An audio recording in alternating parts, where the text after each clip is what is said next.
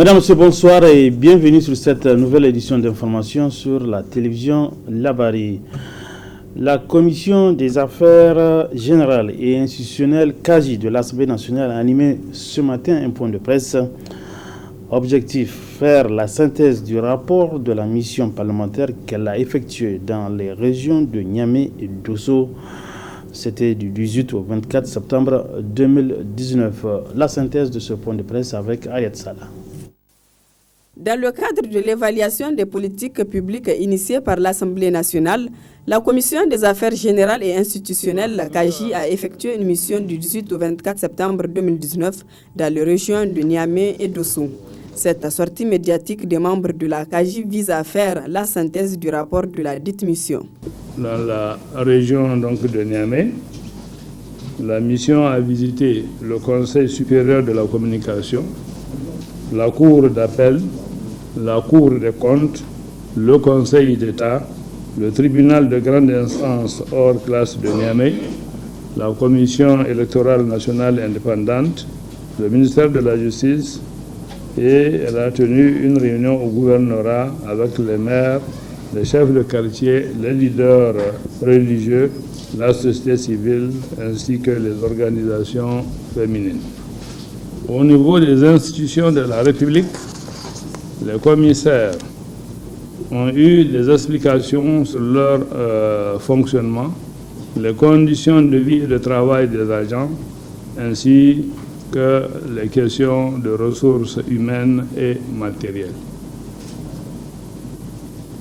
Dans la région de Dosso, comme à Niamey, la mission a tenu une réunion au gouvernorat de Dosso sur le même thème avant d'effectuer des visites sur le terrain dans les départements de Boboy, de Junju et de Sebri.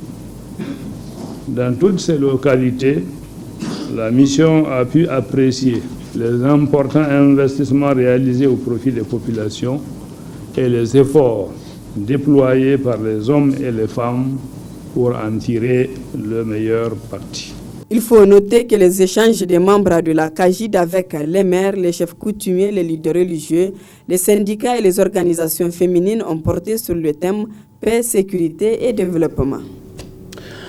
Préparer le personnel de la police et de la gendarmerie nationale pour un prédéploiement dans les futures missions onisiennes. Tel est l'objectif d'un stage qui a pris fin ce matin dans les locaux de l'école de la police nationale. Une formation qui a duré 3 semaines. Le compte rendu de Nafis Zakou. Cette cérémonie qui consacre la fin de 3 semaines de formation de pré-déploiement vise à renforcer les capacités de 146 éléments de la police et de la gendarmerie, dont 6 femmes. Ainsi, cette formation initiée par l'École de maintien de la paix à Lyon-Blondin en partenariat avec l'Institut des Nations Unies pour la recherche et la formation unitaire dénote de l'importance que le Niger accorde au renforcement des capacités de ses troupes afin de leur donner les compétences requises pour accomplir des missions dans un contexte sécuritaire international de plus en plus complexe. Durant cette formation, des connaissances solides, primordiales et bien plus qu'utiles ont été transmises sur des thématiques aussi importantes, pertinentes que d'actualité. En parlant de thématiques, je m'en voudrais de ne pas mentionner quelques-unes ici et qui sont relatives au rôle des forces de police selon le standard des Nations Unies, la présentation sur les unités de police constituées, les codes de conduite et de discipline, la protection des civils, l'engagement communautaire, les procédures d'emploi et usage de la force, les techniques de police, les progressions tactiques, la sécurité personnelle et bien-être pendant le déploiement, etc., etc. Après 3 semaines de formation, les stagiaires ont vu leur capacité renforcée à relever le défi de la participation du Niger aux différentes opérations de soutien à la paix aux côtés des autres composantes. Les techniques ainsi apprises nous permettront sans nul doute d'améliorer efficacement nos services dans la conduite de nos missions quotidiennes. C'est le lieu pour nous de remercier de vive voix les différentes hiérarchies qui n'ont ménagé aucun effort pour la réussite de ce stage. Le but et les objectifs assignés à cette formation de pré-déploiement à l'endroit des FDS nigériens ont été évoqués par le représentant du directeur général de la police nationale dans son mot de clôture. Le but visé est de préparer le personnel pour un déploiement dans les futures missions onusiennes de maintien de la paix au sein des unités de force constituées. Elle se fixe comme objectif de contribuer aux efforts régionaux et internationaux pour maintenir la paix dans la région et partout où le besoin se fera sentir. Cette formation qui combine théorie et pratique a permis un transfert de connaissances et de compétences qui, j'en suis sûr, fera œuvre utile dans les futures missions de maintien de la paix. Des attestations ont été décernées à quelques stagiaires qui se sont fait distinguer au cours de la dite formation. La cérémonie a pris fin par une série de démonstrations à travers 3 exercices, à savoir voler armement, voler contrôle des véhicules et le maintien de l'ordre. Autre cérémonie, c'est celle de triomphe de la 14e promotion des élèves officiers d'actifs de l'école de formation des forces armées nigériennes EFOFAN. Une cérémonie qui intervient 2 ans après la première phase de la formation prévue pour une durée de 3 ans. Elle a été présidée par le ministre de la Défense nationale, Issoufou Katambe, en présence de plusieurs invités. C'était en présence également de notre porteur Hassan Saleh Moustapha.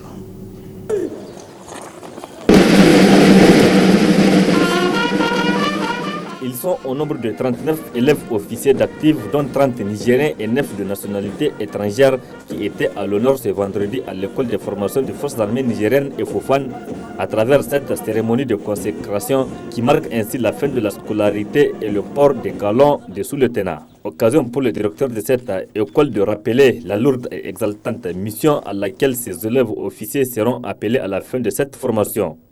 Cette promotion a suivi une scolarité de 2 années académiques soumise aux exigences de réussite à différents examens de compétences nécessaires à l'obtention du diplôme de chef de section. Vous allez prêter serment devant la nation dans un contexte sécuritaire particulier, marqué par de multiples engagements opérationnels pour mettre hors d'état de nuire les groupes armés terroristes qui ramenaient la paix et la quiétude au sein des populations. Les forces armées nigériennes s'y consacrent au quotidien au prix de sacrifices suprêmes et de succès.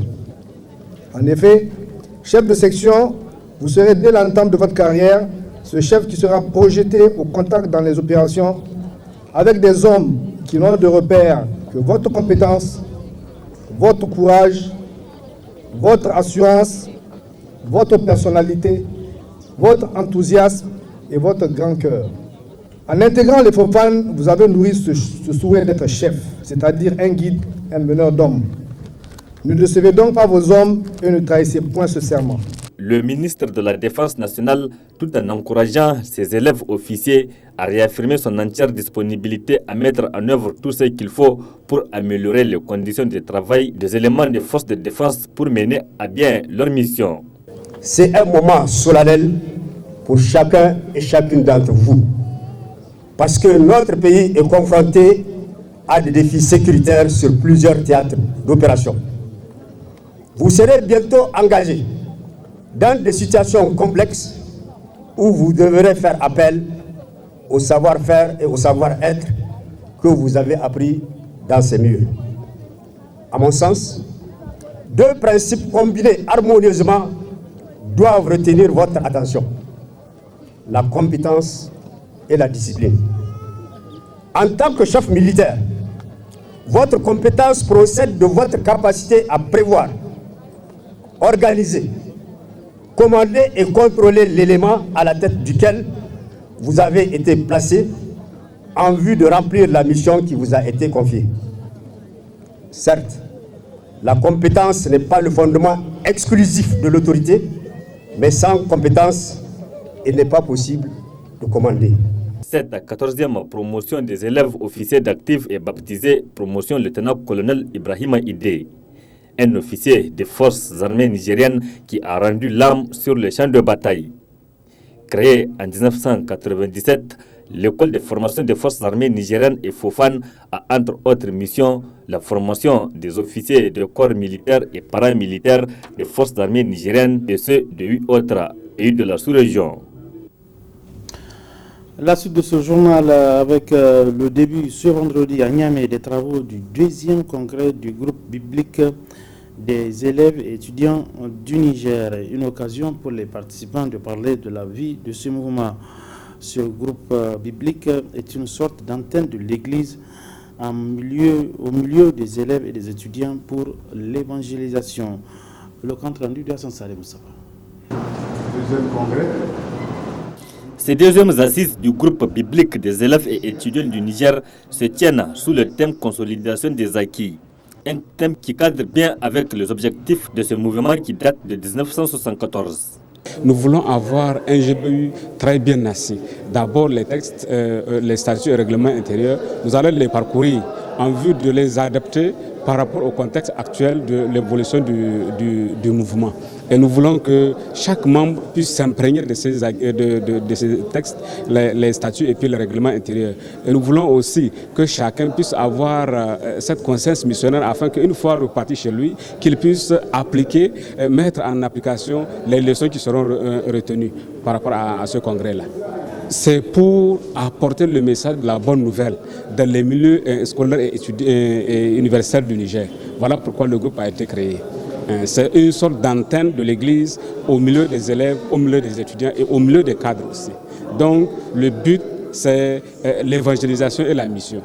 Du 27 au 29 septembre 2019, les membres du groupe biblique des élèves et étudiants du Niger vont échanger et passer en revue tout ce qui a été fait jusque-là en faveur de l'Église évangélique. C'est pourquoi le groupe biblique sous-régional se fait représenter aux travaux du congrès du groupe biblique des élèves et étudiants du Niger. L'occasion pour nous de représenter la région, toute la région d'Afrique francophone, les 19 pays ici, et témoigner également de notre solidarité, de notre soutien au mouvement du Niger pour le défi donc, de la formation des élèves et étudiants et cadres, aussi le défi de l'évangélisation, de la mission dans les écoles et universités du Niger. Donc nous sommes là pour encourager, soutenir et accompagner donc, cette initiative du deuxième congrès ordinaire. Il y a une nouvelle génération qui est en train de monter, alors donc c'est au bout de l'ancienne corde qu'il faut nouer la nouvelle. Alors donc permettre à la jeune génération d'élèves et d'étudiants de savoir qu'il y a eu beaucoup d'efforts qui ont été fournis par le passé pour que l'évangile soit véritablement prêché ici au Niger et montrer qu'avec les défis actuels, qu'il faut toujours aller à la base. Ce congrès organisé avec la collaboration de l'Institut biblique des AD a enregistré la participation de plusieurs délégués. Des délégués qui se sont réunis à Niamey pour donner de nouvelles orientations au groupe qui se bat pour le renommement de l'Église évangélique. Dans ce journal, un volet reportage, tous les jours que Dieu fait, les citoyens doivent se nourrir. Un besoin qui est actuellement satisfait par l'offre d'aliments de toutes sortes. Cependant, ces aliments répondent-ils aux normes d'hygiène? Quel risque encourt-on à manger une nourriture malpropre? Élément de réponse dans ce reportage signé Dar Soubouga. Pour bien vivre, il faut avoir une bonne alimentation riche et variée. Et notre environnement donne une multitude de possibilités de pouvoir s'alimenter rapidement et à moindre prix. Avec entre autres des vendeuses de beignets, des bouchers qui proposent de la viande grillée, etc. Cependant, le problème réside dans l'hygiène qui doit entourer les aliments offerts aux clients. Une hygiène qui, si elle n'est pas observée, peut avoir des conséquences sur la santé des gens. La consommation d'aliments exposés, mal protégés dans la rue, vraiment, c'est à éviter. Ou bien, quand on achète, si c'est des produits qui sont frais, il faut nettoyer. Le conseil, c'est le lavage à l'eau, eau de javel avec savon abondamment. Il faut bien nettoyer. Si c'est des aliments qui, là, il faut les éviter. parce que c'est source d'indigestion. Le premier conseil doit venir des vendeurs d'aliments. Ils doivent regarder ce qui se passe dans les autres pays, comment on conserve les aliments. Il faut mettre dans des emballages plastiques ou bien faire des kiosques vraiment hermétiques où la poussière ne va pas déranger. Face à la nourriture, les clients ne vont pas vers ce qui est sujet à la saleté. Conséquence, les clients deviennent de plus en plus exigeants en ce qui concerne la propriété. Les aliments qui sont exposés là, si ce n'est pas ici, si vous allez dans d'autres pays là, vous allez voir même le riz simple là, c'est bien protégé et toi-même tu as envie de manger. Mais ici, c'est exposé, même chez les méchants, tu vois les mouches qui s'envolent un peu partout. Supposons lui là, il est à côté de la fosse là. Maintenant, si c'est parcours, c'est sur le feu, vous allez voir le nombre de mouches qui allaient s'accrocher là-dessus là. C'est un peu mauvais. Il faut qu'ils même prennent des précautions un peu. Sans quoi, c'est pas bon. Même lui-même, c'est pas bon pour sa santé parce que lui-même, il consomme la même viande là, il n'a qu'à diminuer. Parce que le fait de protéger les aliments, les clients ont plus envie de venir manger chez toi que de les exposer. La vente des produits alimentaires des femmes qui n'arrivent pas à couvrir, donc moi je crois que ce n'est pas hygiénique. Donc il vaut mieux qu'on les sensibilise pour leur donner des informations par rapport à la sensibilisation, pour qu'elles puissent couvrir les aliments au moment de la vente. Et bien avant même la vente, au niveau de la préparation des aliments, on doit les sensibiliser. L'hygiène est indispensable dans la vente de nourriture. Et l'exemple est donné par cette restauratrice. La propriété avant tout. Il faut être propre, fermer tout, comme parfois il y a la poussière. Il y a des voitures qui passent. On lave les tasses avec eau de javel. Il faut être propre. Il y a les microbes, ce que je veux dire aux femmes qui ne protègent pas les aliments. Voilà, c'est très mauvais. Enfin, la santé n'a pas de prix et en même temps, elle dépend de ce qu'on mange. Alors qu'on soit vendeur ou consommateur, l'exigence de la propriété doit être démise en ce qui concerne toute nourriture. Du sport enfin avec ce coup de projecteur sur ce jeune joueur de football, il s'appelle Abdelrazak Moukela. Il a été cette année le meilleur buteur de deux grands TGV de la capitale, le TGV de Lazare et celui de Bukoti. Le coup de projecteur est signé Abdelrazak Léo. Deux des plus grands TGV de la ville de Niamey ont connu pour ses vacances passées un jeune joueur extraordinaire. Un attaquant relais des surfaces comme on en voit rarement ces derniers temps. Physique, rapide, puissant, avec un excellent jeu de tête. Abdelrazak Moukela, c'est son nom. Toutes ces qualités lui ont permis d'être le meilleur buteur des TGV de Bukoti et de Lazare et de porter ses équipes jusqu'en finale. J'ai joué le football depuis le bas âge, c'est une passion pour moi. Et puis ça me donne de l'affection, j'ai de l'amour pour le football. C'est ça qui m'a poussé à rêver grand. Et puis j'ai le courage. Avec un peu de chance, ça va aller, je vais voir comment gérer. Le premier club que j'ai fait, c'est l'FC Tonnerre, tout juste dans le quartier, à côté des châteaux. Ça s'est bien débuté puisqu'il y avait un entraîneur qui m'a beaucoup soutenu, qui m'a amené là-bas. Il a commencé à guider mes pas petit à petit. Et après mon deuxième club, c'est l'FC Liberté. J'ai joué un match contre eux, j'ai marqué. Je les remercie avec mes coéquipiers qui me donnent des bonnes passes pour réussir à marquer. Des fois c'est très difficile. Marquer des buts là, c'est pas facile en tant qu'attaquant. Il faut se marquer, se donner à fond, avoir le courage d'affronter les défenseurs. Mon but c'est d'atteindre le haut niveau et de franchir les frontières du pays pour rêver grand quoi. Aller au haut niveau. Pourquoi ne pas devenir comme le DJ Drogba à Chelsea et puis aider le pays. Je pense à l'équipe nationale parce que c'est un objectif pour moi, c'est un souhait. Et tout joueur du Niger rêve de jouer à son propre pays. Et puis surtout à l'équipe nationale. C'est une grande fierté d'aller en équipe nationale. Actuellement sociétaire du club de D2 Racing FC, l'occasion pour son coach de nous parler du joueur et du club. Cette année, on l'a vu sur 3 TGV. Sur le 3 TGV, là, c'est lui le meilleur buteur. Le TGV Lazare, il est le meilleur buteur. TGV Bukoti, il est le meilleur buteur. Voilà pourquoi on a eu l'idée sur lui. Parce que compte tenu de nos difficultés, par rapport à notre effectif. Et d'abord, on cherchait vraiment un attaquant et pour renforcer, en tout cas pour un peu équilibrer l'équipe. Voilà, Dieu nous a montré que vraiment ce jeune talent-là, il est très bon. C'est un attaquant vraiment qui a toute la qualité devant le but. C'est un enfant vraiment qui est discipliné, il a l'ambition, il a la volonté aussi. Physiquement, il est posé. Racing, vous savez bien que c'est une équipe vraiment, c'est une équipe bien structurée. Vous-même, vous savez qu'ici au Niger, les équipes, à part les AS là, vous savez bien que, en tout cas, les FC là, les clubs de FC là, vraiment, c'est des équipes vraiment qui financent, les dirigeants financent dans leur poche. Ils financent l'équipe dans leur poche parce que ce n'est pas la même chose. On ne peut même pas les comparer avec les clubs de AS. Abdulrazak Monkela dit Isbi, du haut de son très jeune âge et avec des qualités techniques indéniables, n'a pas fini de faire parler de lui. Un jeune joueur à suivre de très près. Voilà, c'est avec ce portrait que prend fin cette édition d'information. Mesdames, Messieurs, merci à vous de l'avoir suivi. Bon début de week-end à tous. Bonsoir.